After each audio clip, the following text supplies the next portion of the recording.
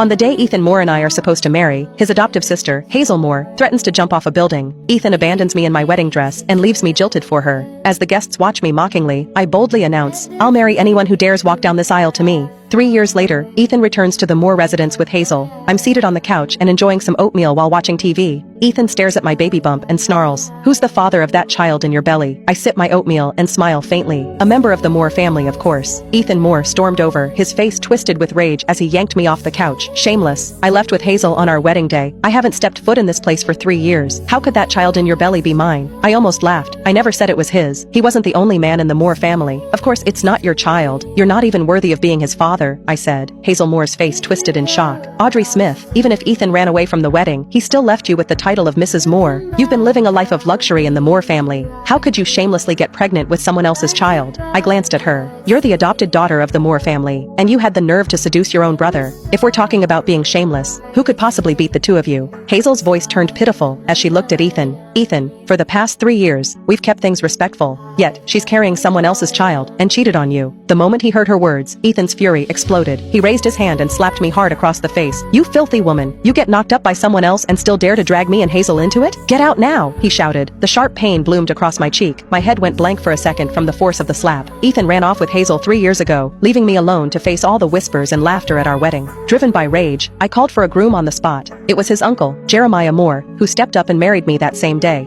In Beaverton City, Jeremiah was known as the Frost King. Everyone has treated me with the utmost respect ever since I married him. After I got pregnant, he spoiled me even more. He wouldn't let a strand of my hair be harmed. Blood would have been spilled if he had known what Ethan had just done. To avoid a full-blown family tragedy and for the sake of the child in my belly, I said coldly, "If you both leave now, I'll pretend this never happened." However, they didn't appreciate the offer. Hazel lunged forward and yanked my hair. "Ethan, this woman is scared. She wants us to leave now so she can use that child to take everything from the Moores." Ethan snapped. "So that's what this is about. Well, I'm not letting it happen." I twisted away from Hazel's grip and said coldly, "David disowned you the day you two ran off. You had nothing to do with this family from that moment on." Hazel let out a scoff. "That was just Grandpa venting. Ethan's the only grandson of the Moore family. Do you really think he's going to stay disowned forever?" Ethan's expression turned smug. "Grandpa already said everything belongs to me." I placed a hand over my belly, my voice icy. "Not anymore. This child is also a member of the Moore family." I thought I'd made myself perfectly clear. However, Ethan's eyes flared with rage as he stared at me. "So you're planning to pass that illegitimate child off as a Moore? I'll teach you a lesson now." His slap landed even harder this time. I clutched my belly as I collapsed to the floor. Upon seeing the twisted hatred on their faces, panic surged inside me. I couldn't let them hurt the baby. I said desperately, "He is not an illegitimate child. He is." Before I could say another word, Ethan bent down and grabbed the shattered porcelain bowl of oatmeal off the floor. He shoved the shards and oatmeal straight into my mouth. "Hazel and I have struggled to survive for the past 3 years. Yet, you've been leeching off the Moore family, living in comfort with that child in your belly. Well, let me make sure you get your fill today," he barked. I instantly choked, unable to speak. The sharp pieces of porcelain cut into the inside of my mouth, and blood gushed across my tongue. I raised a hand to resist, but Hazel stomped her stiletto heel down hard on my hand. Pain shot up my arm, and my hand trembled uncontrollably. I couldn't even cry out. Ethan spat in my face after stuffing every bit of that oatmeal into my mouth. He then clapped his hands and stood up. Hazel's stiletto heel shifted toward my swollen belly. Terror gripped me. I grabbed her ankle with all the strength I had, trying desperately to stop her from stepping down.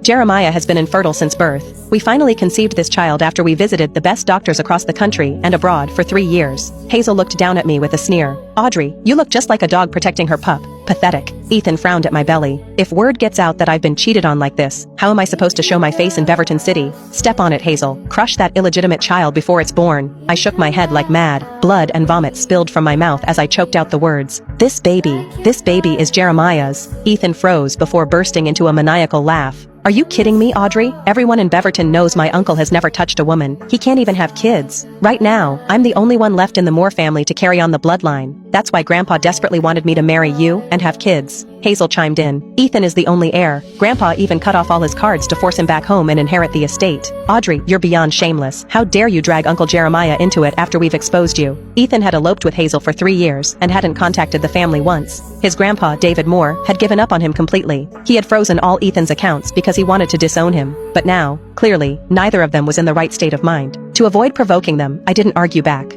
I repeated, "I'm not lying. This baby really is Jeremiah's. I'll call him right now if you don't believe me." I covered my belly with one hand and reached for the phone on the table with the other. My baby and I would be safe if I could reach Jeremiah. He would come immediately to save me. But just as I grabbed the phone, Ethan snatched it from my hand and smashed it. The screen cracked into pieces, and I felt my heart sink with it. He grabbed my chin and said, "My uncle's temper is unpredictable. Everyone in Beaverton fears him. If he finds out I can't even handle a cheating wife, he'll think I'm worthless. He'll never hand the company over to me." "Audrey, that's why you were trying to call him, right?" I shook my head frantically. "No, the baby is..." Before I could finish, Hazel stepped on my belly with the tip of her high heel. "Why are you even wasting time on this woman, Ethan? Let's kill that baby and go earn some credit with Grandpa." A wave of searing pain shot through my abdomen. I could feel the baby twisting in panic inside me, and terror, unlike anything I'd ever known, flooded my chest. I looked up at them, pleading, "Please, don't hurt my baby." Hazel lifted her phone and aimed it at me, saying, "Get on your knees, bark like a dog, and say you're filthy. Do that, and maybe I'll spare your baby."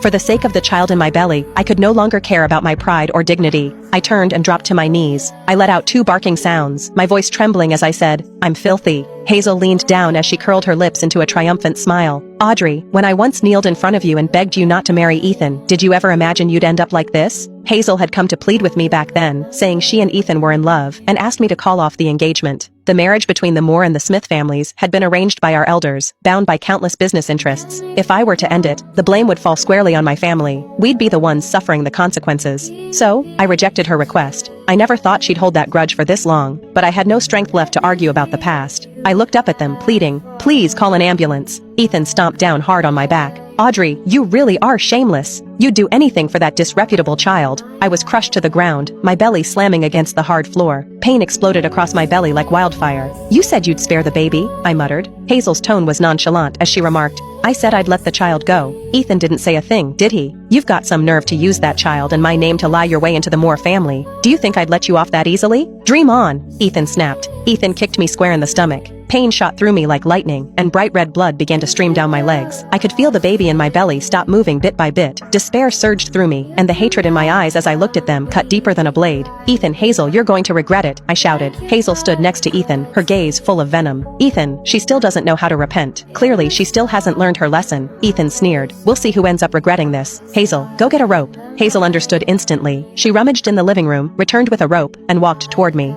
I dragged my bloodied body and retreated. My eyes were filled with terror as I asked, "What are you doing?" But all I got in return were their faces twisted with excitement. They tied my hands and feet together. They then dragged me out of the house by the rope. Blood smeared the floor behind me in a long, terrible trail. They dragged me to the edge of the pool. Ethan kicked me into the water. I couldn't move with my limbs bound, so I sank straight to the bottom in despair. The pool water rushed into my nose and mouth. I was suffocating, just when I thought I was going to die. Ethan yanked the rope and pulled me back up. "Have you learned your lesson, Audrey? Do you dare to cheat on me again?" I gasped for air, but the pain in my abdomen kept sinking deeper and deeper. I had taken prenatal classes with Jeremiah. I knew what was happening. The trauma had triggered early labor. Although I knew the chances of saving the baby were slim, I couldn't give up hope. I begged Ethan again. "I was wrong. I'll never do it again. Please spare me and the baby. I'm going into labor. Please call an ambulance. I'm begging you." Ethan spat at me. "Even now, you're still thinking about that child. You clearly haven't learned a lesson. There's no way I'm letting that child leave the Moore residence alive." With that, he raised his foot again, ready to kick me back into the pool. I closed my eyes in despair. Fear of drowning filled my heart. Just then, the front door of the villa slammed open. Jeremiah rushed over, panic written all over his face as he shouted, "Stop right there!